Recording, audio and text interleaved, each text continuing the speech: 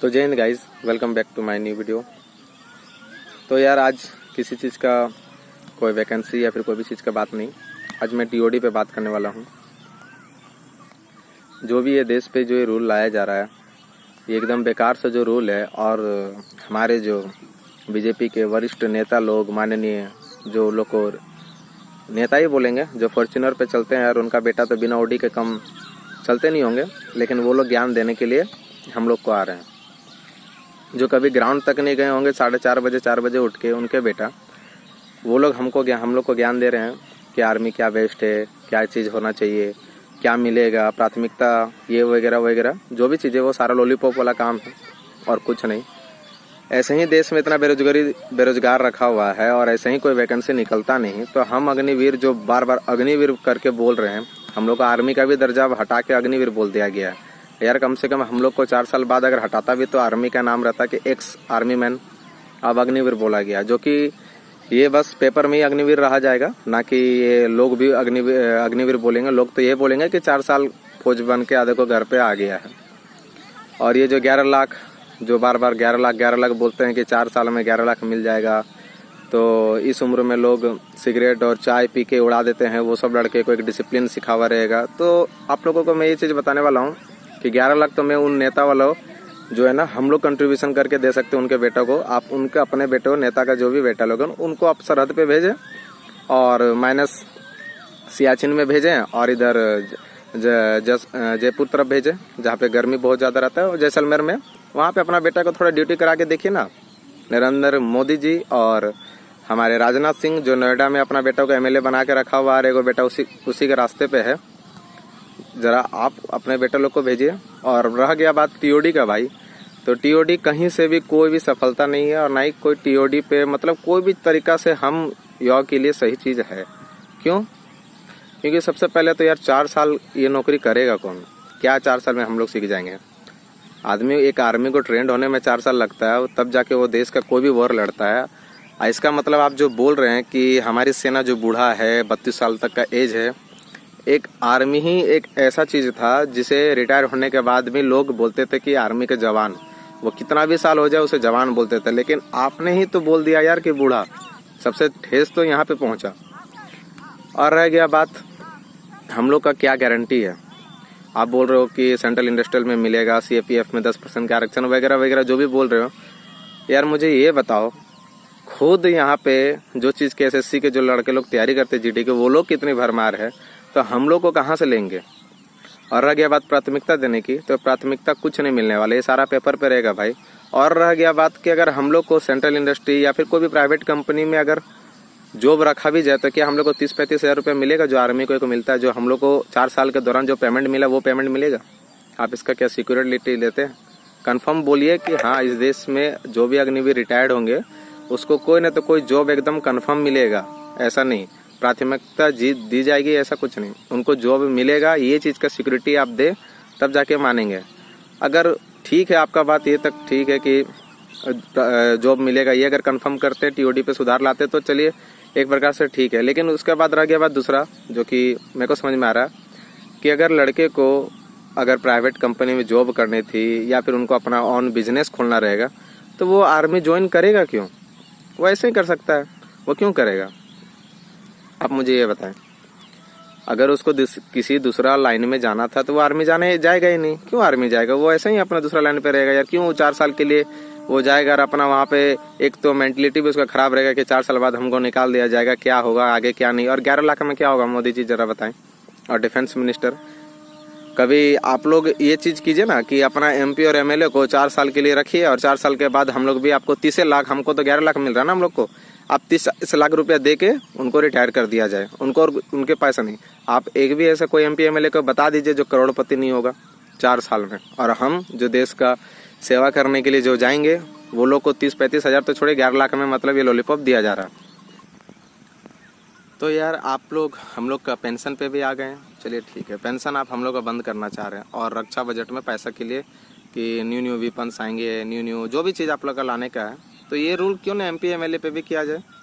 2017-2018 का रिपोर्ट है कि प्रति महीना 80 करोड़ पेंशन पे जाता है, क्योंकि एमएलए और एमपी हैं लगभग 3800 कुछ समथिंग, जो न्यूज़ 24 का न्यूज़ पे मैंने देखा है, उनका वो रिपोर्ट हम बता रहे थे। तो यार वो लोग का पेंशन क्यों नहीं बंद किया जा रहा? वो लोग तो एक दिन के लिए भी अगर विधायक और एमपी बन गए तो पेंशन एकदम आजीवन, और दोनों बन गए तो डबल पेंशन। उस पर देश का थोड़ी ना खर्चा बढ़ रहा है, वो देश उसमें वो लोग को तरक्की मिल रहा है। वो लोग अनपढ़ जो रहते हैं वो लोग नेता बन जाते हैं, देश का कुछ काम करता नहीं है, राज्य का कोई काम करेगा नहीं, अपना क्षेत्र का कोई काम नहीं करेगा, लेकिन फिर भी वो लोग के पास पेंशन मिलेगा। ऊपर से वो लोग के पास तो बात छोड़ ही दो कि क्या क्या रहता है, करोड़ों का मालिक रहेगा, चाहे जो भी हो। और हम सैनिक जो किसान का बेटा, मिडिल क्लास फैमिली, ये लोग रहते हैं, गरीब रहते हैं, और क्या रहेगा। इसके सिवा तो इस देश में कोई जाता भी नहीं है सैनिक में, और जाएगा भी नहीं, ये चीज़ तो जान लीजिए। क्योंकि अपने नेता लोग अगर ये क्या बोलते हैं, अमित शाह जी, वो अगर अपना बेटा को भेजता तो इतना बड़ा पेट लेके तो जा नहीं पाते हैं, इसलिए उसको बीसीसीआई का सेक्रेटरी बना दिया गया है। अमित शाह जी अपना बेटा को बीसीसीआई का सेक्रेटरी बना दिया गया है, जो कि क्रिकेट के बारे में हमको नहीं लगता कि कुछ नॉलेज उनके पास होगा भी। लेकिन नहीं भाई, वो तो अमित शाह जी के बेटे हैं, तो उनको सेक्रेटरी क्या वो कुछ भी बन सकते हैं। और हम ठहरे, हम लोग के लिए तो वही नॉर्मल सा जो टूटे फटे जो जॉब था, जिसको हम लोग जोश जुनून से काम करने के लिए देश सेवा के नाम से जाते थे, उसको भी अब प्राइवेटाइजेशन के ओर पे लेके जा रहा है। और कॉन्ट्रैक्ट बेसिस पे पहले भी हमको लग रहा है कि आगे जाके कॉन्ट्रैक्ट बेसिस पे ही चलेगा ये काम। और आप बहुत कोई ऐसे हैं जो बोल रहे हैं कि ये देश सेवा का मौका, ये कोई नौकरी नहीं है, ये कोई मतलब पैसा के मामले में नहीं। ठीक है, अगर ये हम लोग को पैसा नहीं दीजिए, लेकिन हम लोग को आजीवन काम करने के लिए देश सेवा का मौका हम लोग को दीजिए, पैसा नहीं दीजिए। ये 11 लाख आप ही रखिए। और रह गया बात, अगर आप बोल रहे हैं कि पैसा चीज़ नहीं है, ये सब ठीक है, हम लोग ये सब चीज़ के लिए नहीं बोल रहे हैं, तो हम नहीं, हमारे पीछे भी बहुत फैमिली मेम्बर है। हम लोग को किसी का ऐसा थोड़ी ना कि हम अकेले के लिए काफ़ी हैं, कि हमारी भी बहन है, हमारी भी फैमिली है। ये सब का कौन सोचेगा? 11 लाख में क्या कर लेंगे हम लोग, बताइए। और उसके बाद 11 लाख हम लोग को लेना क्यों है यार? हम लोग जा रहे आर्मी में ये सोच के जाना था कि हम लोग को देश सेवा में जाना है, ना कि 4 साल का काम करके फिर प्राइवेटाइजेशन में के लिए आ जाओ, और उसके बाद कोई छोटा मोटा कंपनी में जाओ, गार्ड का नौकरी करो, वहाँ पे 2 गो गाली भी सुनो, और 10,000 से 15,000 मिलेगा, उससे ज़्यादा तो मिलेगा नहीं। क्योंकि ऐसे ही देश में इतना बेरोजगार बैठा हुआ है, तो हम लोग को लेने के लिए कौन रहेगा? कोई थोड़ी ना बोला है कि डायरेक्ट आएगा और आपको ले लिया जाएगा। और उसके बाद आप बोल रहे कि एज रिलेक्शन का काम, एग्ज़ाम नहीं हुआ है, जो मेडिकल पास, फिजिकल पास, उसका भी आप एग्ज़ाम रद्द कर दिए हैं। एयरफोर्स का भी रिजल्ट नहीं निकाले हैं, कुछ नहीं, रद्द कर दिए सारा। आप बोल रहे कि टीओटी की तरफ से ही लिया जाएगा, तो उनका क्या गलती है? और आप बोल रहे एज रिलेक्शन का 2 साल का आप दिए हैं छूट।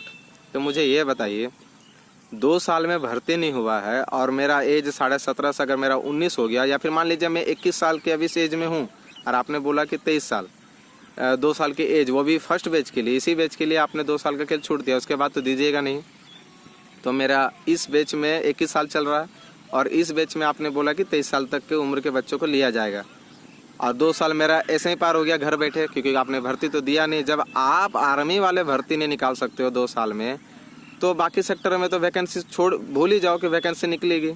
तो मेरा 21 साल अभी हो गया, आप बात को समझे, मेरा 21 साल अभी हो गया, मैं 21 साल में फॉर्म भरा, और उसके बाद क्या होगा कि अगले साल से वो एज रिलेक्शन ख़त्म हो गया, तो मैं कहाँ से फॉर्म फिलअप कर पाऊँगा? मुझे ये बताइए। ठीक है, इस साल जिनका 23 साल है वो भर सकते हैं, लेकिन मेरा 21 साल है, मैंने इस साल फॉर्म फिलअप किया, और उसके बाद एक तो जानते हो कि इस प्रोसेस में तो 1 साल 1.5 साल लग जाते हैं ज्वाइनिंग होते होते। और रह गया बात नेता का, इलेक्शन का, नेता का कोई भी काम पे जिस डेट पे बोल दिया रिजल्ट, तो उस डेट पे रिजल्ट, चाहे कुछ भी हो। इतना बड़ा कोरोना के काल पे ये सब जो ढोंगी वाला बात बोल रहे हो ना कि कोरोना में ये नहीं हो पाया, कोरोना की वजह से नहीं हो पाया, तो साले अपना जो चुनाव का रैली में कोरोना नहीं दिखा, अपना जो इतना जगह चुनाव करवाए वो सब नहीं दिखा। वो सब उस टाइम कोरोना थोड़ी ना आ रहा था, उस टाइम तो देश में कुछ कोरोना वरोना कुछ नहीं आया था, क्योंकि वो तो चुनाव का बात होता है। चुनाव में कोरोना नहीं आते, नेतागिरी के कोई भी काम पे चुनाव, कोई भी बीमारी, कोई भी कोरोना वहाँ नहीं अंदर घुस सकता था ना। और हम लोगों के जहाँ पे रोजगार की बात होगी, जहाँ पे हम लोग को वैकेंसी की बात होगी, उस जगह में कोरोना घुसता है, उस जगह में बहुत तमाम सारे प्रॉब्लम आ जाएंगे क्रिएट, जो भारत देश उस चीज़ को भारत सरकार वो बता देंगे कि इसके प्रॉब्लम की वजह से ये चीज़ नहीं हो पाया। और पहले एक जॉब बोले या फिर जो भी है, कि पहले एक आर्मी एक ऐसा था जो शेड्यूल अपना टाइम टू टाइम फॉलो करता था, साल में 2 बार भर्ती आती थी ओपन रैली, वो उसका ठप पड़ा हुआ है। तो बाकी सेक्टर के बातें छोड़ो, उसके बाद आप बोले रिटायर्ड हो गए तो आपको प्राथमिकता दी जाएगी पुलिस में, CAPF में। आप सरकारी जॉब की न्यूनतम एज 25 साल है, ठीक है, और आप बोल रहे हो कि जॉब में प्राथमिकता, CAPF में, पुलिस में, ये सब चीज़ मिलेगी। मैंने 21 में ज्वाइन किया, 20 में ज्वाइन किया, 24-25 तक रिटायर्ड हुआ। ऐसे तैयारी की ठप मरा गई, उसके बाद तो मैं किसी में जा नहीं सकता। जनरल कैटेगरी के लिए तो कम से कम न्यूनतम 25 तक है ना, बाकी लोगों का छोड़ो, वो तो जा नहीं पाएंगे। और रह गया बात, उसके बाद आप बोल रहे हैं कि ठीक है मेरा एज बचा हुआ है, तो यार स्टेट गवर्नमेंट वैकेंसी निकालेगी तब ना। स्टेट गवर्नमेंट में जिस स्टेट पे रहता है वो झारखंड है, उस जगह में लास्ट पुलिस की भर्ती कब निकली थी किसी नौजवान से पूछो, उसको याद तक नहीं होगा। 2-4-5 साल पहले पुलिस की वैकेंसी निकली है। और मान लो मैं अगर मेरा एज भी रहा और उस टाइम वैकेंसी निकली ही नहीं, तो मैं वैकेंसी कहाँ से फिलअप करूँगा, ये बताएं, कहाँ से फिलअप करूँगा। उसके बाद मतलब जाहिर सी बात एक ही चीज़ है यार, ये टीओडी लाने के बाद देश के जो भी युवा उस पर जाएंगे, उसके बाद आने के बाद उनको बेरोजगारी घोषित होगा, कहीं जॉब कहीं कुछ नहीं मिलने वाला। मिलेगा भी तो चलो मैं मानता हूँ जो भी अग्निवीर आएंगे रिटायर्ड होके, कुछ परसेंट को मिलेगा और बाकी कुछ परसेंट को नहीं मिलेगा, तो वो लोग क्या करेंगे। आप किसी भी चीज़ की तैयारी एक बार कर सकते हो ना कि बार बार। क्यों, आप ही मोदी जी बताइए ना, आपका क्या कन्फर्म है कि नेक्स्ट बार में जीतिए जाइएगा? बार बार तैयारी कर लीजिएगा किसी भी चीज़ का, आप मुझे बताइए ना। कोई भी चीज़ का तैयारी बार बार नहीं होता। जब एक बार जी जान से आदमी नौकरी ले लेता है ना, उसके बाद सोचता है कि चलो नौकरी ले लिए, टेंशन खत्म है। आप तो उसको फिर उसी बेरोजगार वाला जीवन में आप फिर उसको ढकेलना चाह रहे हो। वो हाँ ड्यूटी करेगा, ये भी सोचेगा कि यार मेरे 4 साल बाद फिर निकल जाना है, फिर वही बेरोजगारी वाला काम कहाँ ढूंढना होगा, उसके बाद कहाँ मिलेगा, ये सब की टेंशन हो जाएगी। मैं अनुरोध करता हूँ डिफेंस मिनिस्टर और तीनों सेना के प्रमुख से और इस देश के माननीय प्रधानमंत्री मोदी जी से कि आप इस पे थोड़ा विचार करें और इस पे कुछ सुधार लाएं। अगर नहीं टीओडी को वापस ले सकते तो कुछ सुधार लाएं कि हम लोग को कम से कम कंफर्म जॉब मिल जाना चाहिए। जो भी 4 साल में रिटायरमेंट होगा उनको कंफर्म जॉब मिलना चाहिए, वो भी इस पेपर वर्क में रहना चाहिए। बोल देने से नहीं होता, तब जाके ये चीज़ सही है, वरना टीओडी वापस ले। टीओडी से ना देश का फायदा है और ना आप सोच रहे हैं कि आर्मी का। हम मानते हैं कि बहुत देश में ये टीओडी सफल हुआ है, लेकिन इस भारत देश में नहीं होने वाला, क्योंकि भारत देश में खुद ही इतना बेरोजगार है तो ये लोग को कहाँ से कौन रखेगा यार। चलिए, और भी कोई अगर मैं बात नहीं बोला हूँ तो प्लीज़ मेरे इस वीडियो पे कमेंट करके मुझे बताएं कि मैं कौन सा बात नहीं बोला हूँ। और भी कोई लड़का जो भी देख रहे इस वीडियो को ज़्यादा से ज़्यादा शेयर करें, और जो भी आपको कहना हो इस कमेंट में कहें और सरकार तक बात पहुँचाएँ।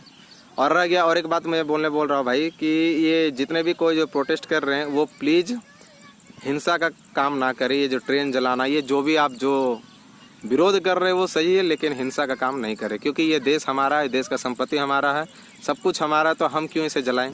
ये चीज़ का मैं एकदम अगेंस्ट हूँ, इसका चीज़ का मैं विरोध करता हूँ कि कहीं भी प्रकार से हिंसा का मैं सपोर्ट नहीं करता। ये चीज़ बेकार है। आप विरोध के नाम से आप यहाँ तक कि इस छवि को आप क्या लेके चल गए कि सबको बोलने लगे कि ये जितने भी कोई विरोध कर रहे हैं आर्मी के लड़के नहीं हो सकते, आर्मी की तैयारी करने वाले लड़के नहीं हो सकते। 2-4 लड़के के कारण सारा युवा को ये बोलना पड़ जा रहा कि आर्मी के लड़के नहीं होंगे, आर्मी के लड़के ऐसे नहीं कर सकते। तो प्लीज़ यार, इस देश की संपत्ति आपका है, हम ही का पैसा से, हम लोग का टैक्स का पैसा से ये सब कुछ बनता है, तो प्लीज़ ये ऐसा काम नहीं करें आप। हम लोग का क्या है, देश ट्रेन जला दिए, सरकार का क्या काम है, सरकार हम ही लोग से पैसा लगेगा, टैक्स बढ़ा देगा, और हम लोग कहाँ, हम ही लोग को पैसा देना होगा, हम ही लोग से काम करेगा, सरकार अपने पैकेट से थोड़ी देती है भाई। तो प्लीज़ ये काम छोड़ दें। जय हिंद, वंदे मातरम, भारत माता की जय।